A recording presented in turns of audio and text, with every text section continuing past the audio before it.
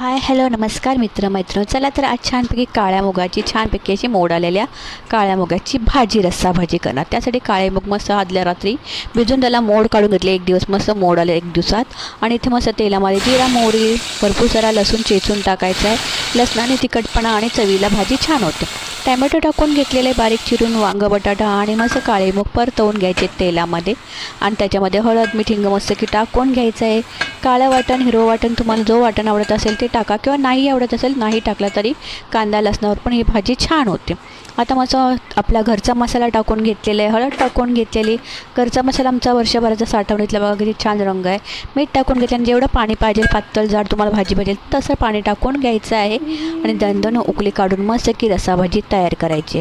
छानपैकी उकळी द्यायची आणि छान झाकण ठेवून मस्त शिजवून घ्यायची।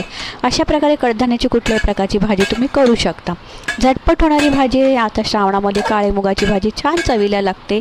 आणि त्याच्यानुसार साळा काढून सुद्धा सुंदर अशी काळ्या मुगाची भाजी तयार होते। चला तर मस्त पाणी टाकून घेतलेलं आहे।